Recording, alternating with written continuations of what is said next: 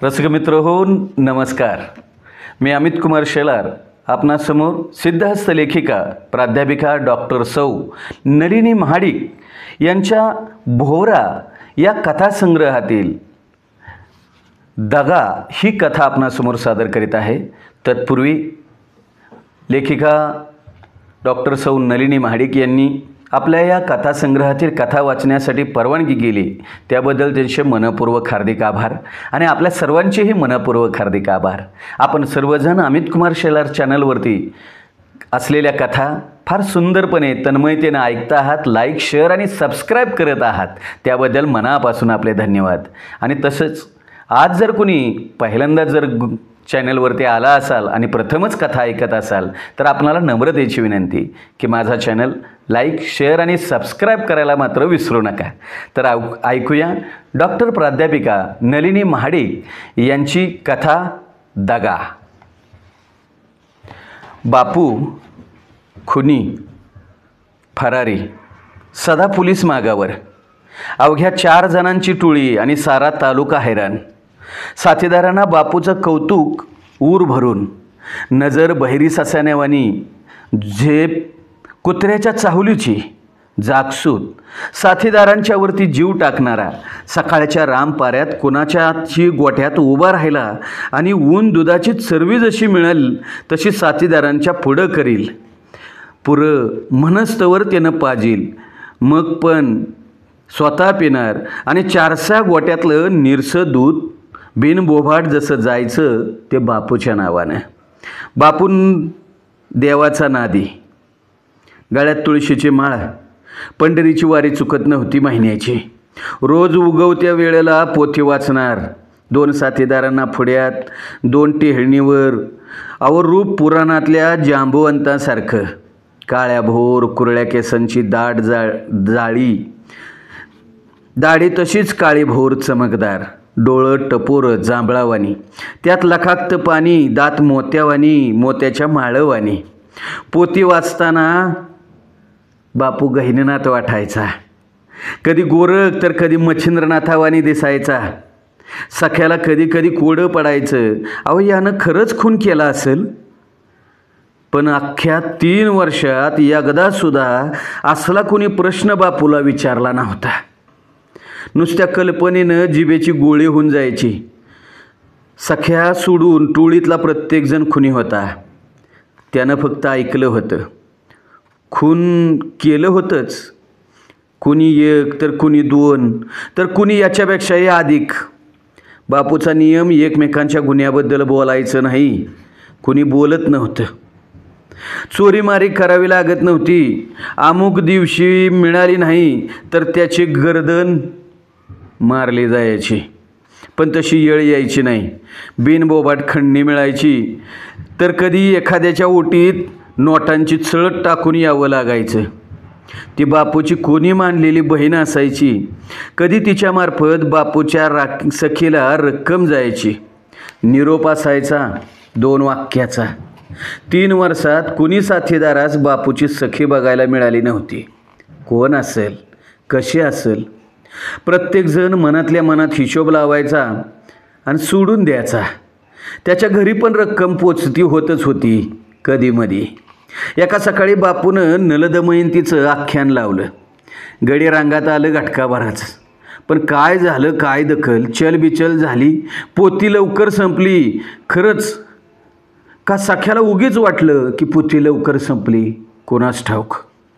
मध्यरात्रीपर्यंत सख्याला त्या रात्री झोप नव्हती. पारू डोळ्यापुढे येत होती दमयंतीवानी.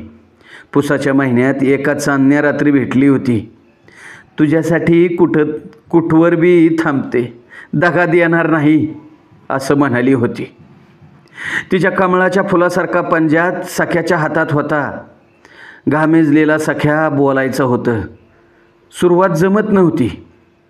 तुझ्या संग लगीन करीन, विश्वास ठेव, थांबावं लागल, दगा मी बी देणार नाही. त्यानं तिला जवळ ओढली. चांदण्यातल्या सावल्या मिसळल्या आणि ती थंडी फोडून किंकाळी आली. काय झालं कळलं नाही. सुरुंगातली चिप्पर फेकली जावी तशी पारू दूर गेली. सख्या चौघांच्या साखळीत कडी होऊन गेला आणि फरार झाला. थोरल्या पाटलाचा खून झाला होता. सख्या बायजाचा ल्योक. 2 वर्षाच्या सख्याला तिनं घेऊन विधवापण निभावलं. पोराला दूध दुभत्यावर वाढवलं. उभ्या आडव्या अंगाचा सख्या मनानं सरळ गडी निघाला. गडी सागाच्या सोटासारखा घाटदार. ही बघून बायजाचं ऊर भरून येत होतं आणि हे काही बाईच झालं. कसलं काय धागं दोरं नसताना सख्या टोळीतून पसार झाला. आकरीत होतं. जेवढं बायजाला तेवढंच पारवला. मच्छिंद्रगडाच्या घडीत सख्या साऱ्यांच्या मध्ये होता. एकटा बापू बोलत होता, आमच्या खबऱ्याने बातमी आणली. खून करणाऱ्या तुझं नाव घेतलंय. तू जाऊ शकतोस. आमचं काय बी म्हणणं नाही, पण तिथं पोचलास की जेलात जाशील. माहितीसाठी तुझ्या आईला बी नेतेली. ती पोलिसाची जातच आहे. आई संग जाऊन बाप्पाला रामराम घालणारे. तू तर अजून विचार कर. तू आमच्यात राहिलास तर तुझ्या केसाला धक्का लागणार नाही. आणि गेलास, आमची एका शब्दानं जरी बातमी फुटली तरी तुझा थोरला पाटील केलाच म्हणून समज. काय बोल. आमचा काय बी जोर नाही तुझ्यावर. जायचं तर आत्ता जा. रातच्या रात्री घरात जाऊन भिडशील. जातोस? नको. काय करतोस? राहतोस आमच्या संग?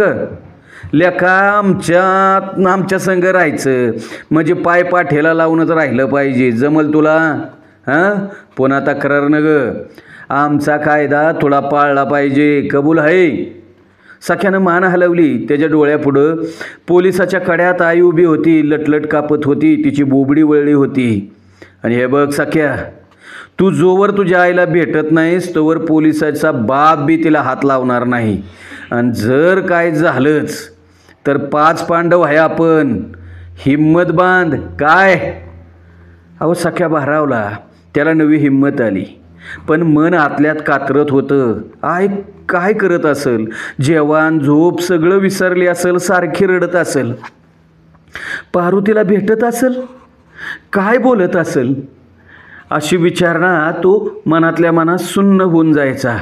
बापू त्याला धीर द्यायचा. टोळी झाली म्हणून काय झालं? ही पण माणसंच की. त्यांना पण घरदार आहे, माणसं आहेत. अहो परदेशी होऊन फिरणं नशिबी आलंय, परागंदा झालोय. त्यांना घराची आठवण येत असेलच की. काय वाटत असेल? एखाद्या साथीदाराकडं सख्या टाकामका बघायचा. काय बरं, त्याचा चेहरा, त्याचं डोळं, त्याची हालचाल सारं निहाळायचा. वाटायचं काहीतरी कमी आहे. काय बरं? त्याला उत्तरच सापडायचं नाही. मग स्वतःवरच चिडायचा. दिवस असंच चाललेलं. एखाद्या रानात मुक्काम पडायचा. भाकरी पोच व्हायच्या. त्याला सांगितलेल्या खुणेच्या 2 फरलांगभर आतच त्याला गाठून भाकऱ्या घ्यायच्या. त्याला पण सुटल्यासारखं वाटायचं. सख्या झोपेचा आळका पडला की झोप लागायची. बापू कधी गुरकायचा. सख्यात काय फरक पडत नव्हता. सारी एक जीवानं राहत होती. सख्या आईचा विचार मनात आला की अस्वस्थ व्हायचा. पारवा ठेवले की उसासा टाकायचा. कुणाला बोलण्यासारखा विषय नव्हता. बोललो तर हसतेली आणि कुणी सांगावं टोळी बाहेर हाकालतेली बी. मग काय करायचं? नको, तसं व्हायला नको म्हणून सख्या गपगार असायचा. एका संध्याकाळी बापू सख्याकडे आरपार बघत राहिला. सख्या पस्तावला. काही समजत नव्हतं का काय त्याला सुचत नव्हतं. बरं करा मर्दानू. सगळ्याच्या माना टावकारल्या. उद्या सख्यासाठी बकरं मारा. सगळ्यांनी एकमेकाकडे सहयेतूक पाहिलं. बापूच्या शब्दाकडे कान टावकारलं. जोशी वकील माजलाय. उद्या त्याचा बकरा करा. पण बापू, आज तुमची एकादशी. या बघा, माझ्या उपासाला माणसाचा बकरा चालतो. सख्या आपल्या टोळीत रिक्रूट आहे. त्याचं बिहा मोडलं पाहिजे. अरे दिसतंय हत्तीच्या पिलावानी, पण लय श्यामळो आहे. आज जोशाच्या वाड्यावर हडगा आला. पहिला घाव सख्याचा. जमल का रे सख्या? सख्याची जीभ टाळूला चिकटली. ओट ओलं करून तो म्हणला, मीच मोर जायचं नाही. बापनं जोडीदाराकडे बघितलं. आप्पा शब्दावर जोर देत म्हणला, आजचा बेत तुझ्यासाठी. तुला बी उद्या शिकायला पाहिजेच की. सख्या गप झाला. सगळी एकमेकांच्याकडे तोंडाकडे बघायला लागली. बापू उगीच कोरडीचा तुंबा ठोकू लागला. रागाला आलेल्या बापूची सवय सगळ्या साथीदारांना सगळेजण ओळखून होते. हे बघ सख्या, मी तुझ्या संग मोहर राहतो, फक्त पहिला घाव तू घाल. आप्पाने एवढं खांद्यावर घेतलं तरी सख्या गप्पच. त्यानं छाती फुगवली आणि म्हणला, हे बघ, माझ्या टोळीत बोजगावनेवाने कोणी राहायचं नाही. मर्दावाने हिंमत दावल्या का तुझ्या जीवाला जीव देऊ, पण असं मागच्या पाऊंडावर राहण्यापराच घरी जाणं चांगलं. आमचं जिणं म्हणजे सतीचं वाण आहे, ही गबाळ्याचं काम नव्हं. सांग बाबा, काय म्हणजे डाव टाकायला बरं. आता त्यो काय सांगणार, त्यो गप्पच. अरे त्याची बोळवण करा आणि मार्गाला लागूया. ह्यो बापून नामनाला तेलावानी वातीत तेल पाणी वतीत नाही, झटकीपट काय ते ठरव. येतो मी. हे बघ, नुसतं येऊन काय करतोस. मोर वयाचं पहिला गाव कबूल. वय कबूल. तर करा बरं तयारी. असं म्हणून बापू उठला. वांगानं अंग मोकळं करावं तसा त्यानं आळस दिला आणि मोठ्या हुरपानं कसं जायचं, काय करायचं सारं बायजवार सांगितलं. शेवटाला एकदम आठवलेवानी म्हणला, आणि हो तिच्या आईला एक विसरलोच की, महबूब खटकाकडनं थोडं मासकांड सांगा घ्याला, विसरू नका. त्या बामणाचं कुत्रं लय तिखट आहे, त्याच्यामुळं मांस टाका. म्हणजे तेवढ्यानं बी नाही जमलं तर घाला त्याला बेफाशी. होय, समधी व्यवस्था होती. या सगळी उठली. बापू डगरटेला जाऊन बसला. तिथून चहूबाजूला नजर पोचायची. बापूची नजर गेदाडासारखी. साऱ्याची जेवणं आटपोस्तवर त्याची आशी राखण असायची. त्याचं जेवायचं होस्तवर 4-5 जण चारी दिशांनी निहाळीत राहायचं. शिकारी कुत्र्यावानी साऱ्यांच्या हालचाली होत्या. सख्यानं साऱ्यासंग हात धुतलं, जेवायला बसला. त्याचं जेवणात ध्यान लावतं. पहिला घाव. मनात म्हणत त्यानं कित्येक घाव त्याच्याच काळजावर पडल्यासारखं त्याला वाटत होतं. मन काय धीर करत नव्हतं. पाण्यात ढेकुळी रगाळल्यावानी त्याची गत झालेली, पण हिंमत हारून चालणार नव्हतं. आळ्याची पिंडी सुटावी तशी हिंमत सुटलेली. सख्या बांधू बघत होता. जमना म्हणून मनातच हैराण होत होता. डोळ्यासमोर आई, पारू फेरानं येत होत्या. त्यानं मनाचा हिय्या केला. हे जमलं पाहिजे. बापूसंग दिवस काढलं पाहिजे. निरसं दूध पचावलंय. जोर बैठकीनं डोंगर शिवार गोमावलाय. आपल्याला एवढं काम फत्य करता येत नाही. छ्या, असं होणार नाही, असं म्हणत तो मनातल्या मनात राहिला. मध्यान रात्रीला किंकाळी फुटली. गडद काळोख शहारलं.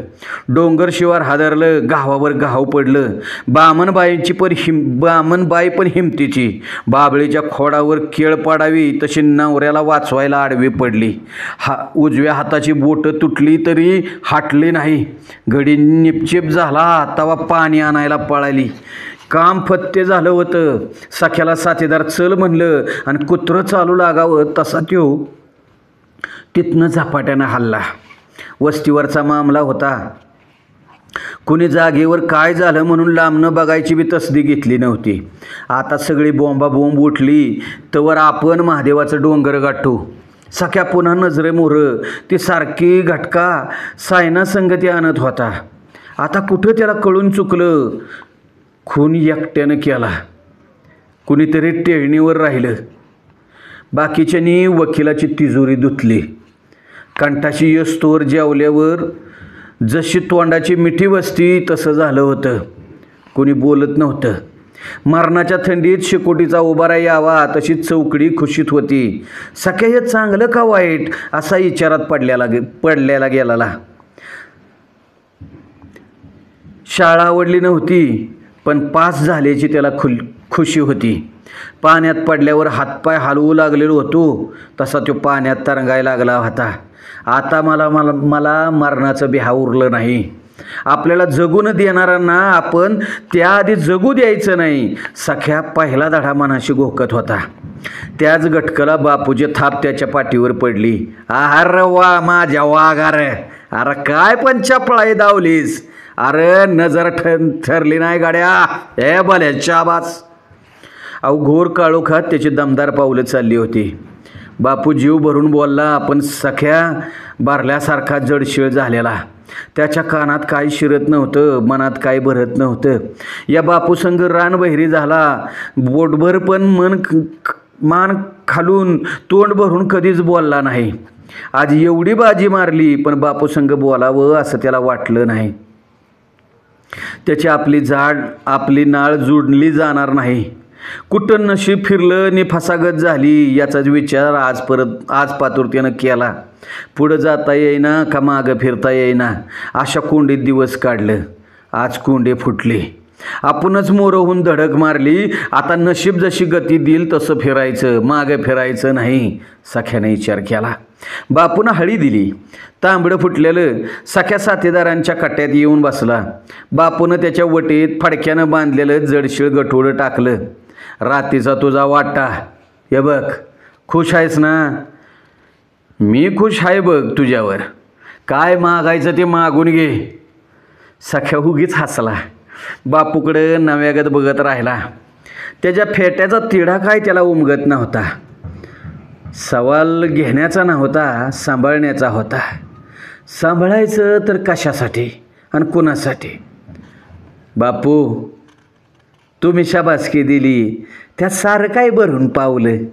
तुम्ही आसरा दिला, संगती वागवलं, घासातला घास दिला, त्याच्या मोहर माझं कर्तुक काय बी नाही. पण बापू, हे जे दिलं ते मी कुठं वागवत बसू? तुम्हाजवळ असलं काय आणि माझ्याजवळ असलं काय? आपण कुणी परक आहे का? या वनवासात घर नसताना आपण एका घरचं झालो.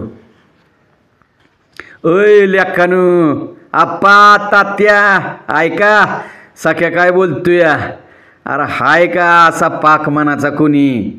अरे बाकी सख्या, तुझ्या झोपवर मी गाड्या लय नाराज आहे.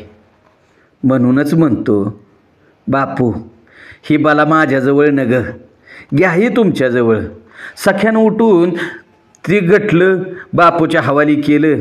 गोंगड्यात खोळीत ती कुठं गडप झाली ते सख्याला उमागलं नाही, पण लय हलकं हलकं वाटलं. आपल्या मोरक्याबद्दल त्याला जोराचा आदर वाटला. मांसकांड खात नाही, उपासमारी चुकवीत नाही, कधी पोथी पुराण सोडित नाही. नाही म्हणायला त्याच्या शब्दाखातर काल पाप घडलं तेवढंच. नाहीतर ते बामणावानी तसंच पापीच लय पैसा घ्यायचं, लुटायचं गरिबाला. हापाप तरी केवढी. बागायती शेती बिगार खरेदी केली नाही, ती बी किती, 25 एकर. गोरगरिबांच्या शेताचा कब्जा सोडित नव्हतं. संपलं, जाग्यावर राहिलं समद. बापू म्हणतो ते खरं आहे. आपण निमित्त मात्र, करता करविता भगवान. नाहीतर कालची करणी आपल्या हातनं घडली असती का? बापूनं त्या सकाळी 11व्या अध्याय वाचला. सख्या भरामल्यावानी झाला. बापूच्या जागी त्याला त्या घटकला अर्जुन दिसायचा, तर घटकत भगवान कृष्णकांत दिसायचा.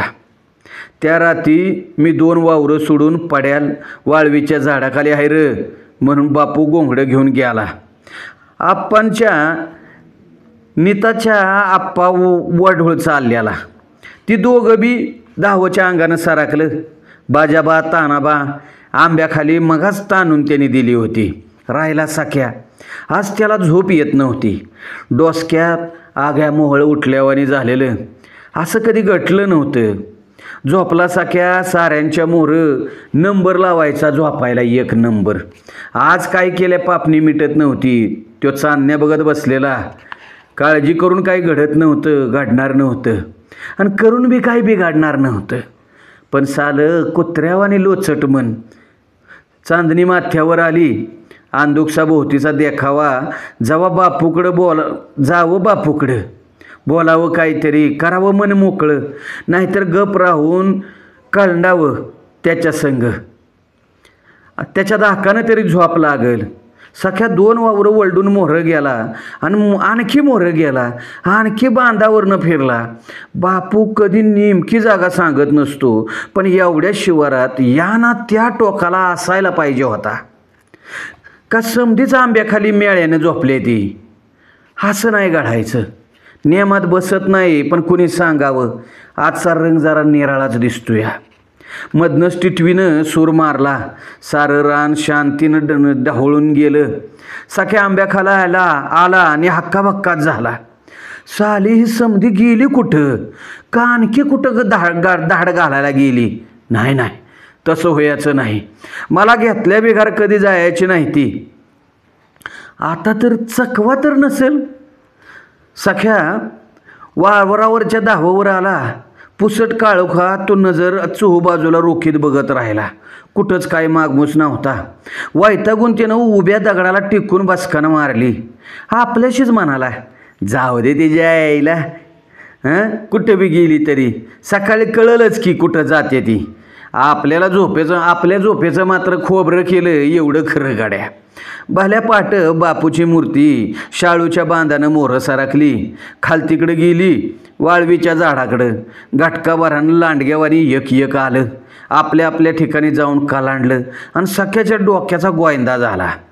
गावची खबर आणायची, पोलिसांची खबर आणायची, तर एखादा जाऊन यायचा. आज तसं घडलं नव्हतं. कोणाला ठाऊ, घडत बी असेल. आपल्याला झोपणं आजवर आपल्याला काय बी दाखवलं नसेल. आपण साऱ्यापासून अलग एकटं, त्याचा शब्द प्रमाण मानून.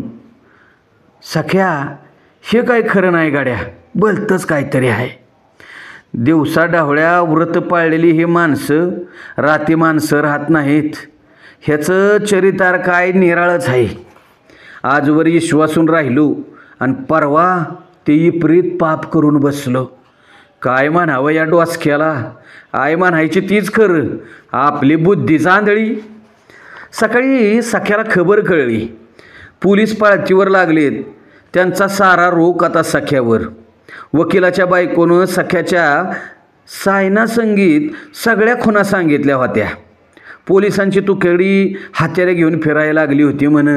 आता काय करायचं? सकाळच्या उन्हात बापू शेजारच्या सख्यात दूषित होऊन बसलेला. गेल्या वारीला बापूनं मेहमानगडासनं आणलेली गोंगडी त्याच्या अंगावर रेशमावानी चमकली. सख्या सहजवारी बघत होता आणि त्याची बिरबिरती नजर एकाएकी थांबली. लोकरीचा धागा इतका बारीक ठीक आहे, पण एक लांबवर बायचा की खरंच त्याला पार वाटवली. कानामागनं चेहरा गरम होत गेला. त्याला काय सुचेना असं झालं. कडूसं पडताना बाजाबा वाडी रस्त्याला गेला. 2 गटकनं परत आला. शाळेच्या कोपऱ्याच्या खोलीत तुकडी रातचीच वस्तीला होती. खबर पक्की, गडी हत्यार बंद. रातोरात हे शिवार सोडायचं आणि पण बापूचा बेत निराळाच होता. गड्यानू, आपण असं रानबैरी झालेलं त्या शिपुर्ड्यांच्या हाती नाही लागायचं. माझा तुमच्यावर विश्वास आहे, पण नशिबावर मी कधी हवाला ठेवत नाही. ही पोलिसाची जात अशीच आपली लंगडतोड काढणार. पाय पाठीला घेऊन किती धावाल? अरे किती वेळ काय सांगून येते वय? आपलं जेवण खाण पोच होतंय. काय लागलं सवारलं तर मिळतंय. पर जग काय आंधळा आहे का? मुका आहे. वकिलाचा खून झालाय. खात्याच्या इज्जतीचा सवाल आहे. त्यांनी खबरी पेरली ती. सख्याची काळजी आहे मला. आज पतूर धाकट्या भावाप्रमाणे त्याला सांभाळला. त्याची झोप त्याला कधी दागा देईल हे सांगता येत नाही. बापू, पण तळ खोऱ्याकडं सरकलो तर जाऊ खालतकडं लांब मारू पल्ला. अरे कसला लांबचा पल्ला घेऊन बसलायस मर्दा? वारणा खोरं काय तारळं खोरं काय? पोलीस खातं लय बाराचं. तिच्या जिपा आणि आपलं पाय कुठं मेळ बसायचा? मग काय करावं म्हणता? बघा मी सांगतो माझी अटकळ. पोलीस तुकडी आज मुक्कामाला आहे, खबर पक्की. आपण मध्यान रात्री तिथं धडकायचं. काय? शाळेच्या प्रत्येक खोलीचा एक समोर दार असतं या. दार वाजवायचं. मोरेनी पिसे हवालदार राहायची, त्यांच्या नावानं हाक मारायची. त्यांच्या मनात आपला अंदेशा येणार नाही. कुणीतरी आहे ती म्हणून कुणीतरी दार उघडल. त्याच्या छाताळालाच बंदुका लावायच्या. त्यांनी परत आपला माग काढायचा नादच सोडला पाहिजे. उडवायची एक दोन. अरे बेसावतपणे धाड घालूया, करूया दानादान. कसं वाटतोय बेत? बेत झाक आहे, चालतंय की, करूया तयारी. बेत ठरला. बंदुका घेऊन सख्या मोरक्या मोर. तानबा सरपंचावाने आवाज काढून मोरे हवालदाराला हळी देणार. बाकीच्यांनी कुऱ्हाडी तयारी ठेवायच्या. बापूजवळ गावठी पिस्तूल तयारच होतं. 5 मिनिटात दानादान. नुसतं मनात चित्र रेखलं तर गाड्यांना उकळी फुटायची. बापू सुचवल तसं कुणाकुणाला बाजूला घेऊन सांगायचा. गावाच्या बाहेर शाळा, शाळेशेजारी रामसवाडा. कुत्री भुकायला लागली. तानबानं सरपंचाच्या थाटात शिव्या हसडली. हुबेहूब जमलं बघा त्याला. म्हणून बाकीची हसली. दबक्या पण हुकमी आवाजात बापू म्हणला, सावध र. आणि पावलं धीमी धीमी झाली. कान सावध झालं. नजर चालाक झाली. आजगर सारखावं तसं त्यांची माळ शाळेजवळ जाऊन भिडली. सख्या पुढं झाला आणि ठरल्याप्रमाणे तानबानं आवाज काढला, हवालदार. आव मोरे हवालदार. कोण? सरपंच वय. हवालदार साहेब झोपल्यात. आतून झोपाळा आवाज आला. अरे दार उघडा, लेका झोपा काढाय आलाय का काय? बापूनं तानबाला जादा बोलू नक म्हणून खून केली. दाराच्या कडीचा आवाज झाला आणि पाठोपाठ दार उघडलं गेलं. दार उघडताच सख्याची बंदूक छातीला भिडली. बेसावत शिपायानं बॉम्ब ठोकली. अंधारात काय धडपड झाली कळलंच नाही, पण दार धाडकन बंद झालं. सख्या बंदूक तशीच रोखून उभा राहिला. त्याला कसलाच हुकूम मिळत नव्हता. पाठीराख्याने हल्ला केला नव्हता. मागं वळून पाहता येत नव्हतं. शत्रूसमोर बेसावत झालेला, हत्यार बंद. सख्यानं कमी नव्हतं. संख्या प्रथमच आपल्या बुद्धीने एक एक पाऊल मागं सरकू लागला. तशी शाळूच्या शेतापर्यंत तसाच मागं सरकत आला आणि त्यानं मोहरा वाळवला. त्याच्या पाठीराख्यांचा मागमूस नव्हता. त्यांनी कधीच पोबारा केला होता. हातात भरलेली बंदूक, गळ्यात काडतोसाची माळ, कसलेलं पिळदार शरीर. पण सख्याला त्या क्षणी आपलं ध्यान शिमग्यातल्या सोंगासारखं वाटलं. या सोंगावर हसावं का थुकावं, काय करावं? सोबत्याने फासवावा आपल्याला. आपला वापर करावा. त्यात आपल्याला काय बी कळू नाही. अरे मराठा म्हणून जीवाचा जीव द्यायला निघालो आणि त्याने असा दागा द्यावा. असंच चालावं.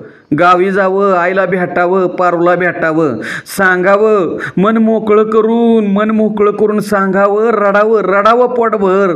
ने जावं पोलिसांच्या हाती. कशाला कुणाचा जीव घ्यायचा आणि कुणाला दगा द्यायचा?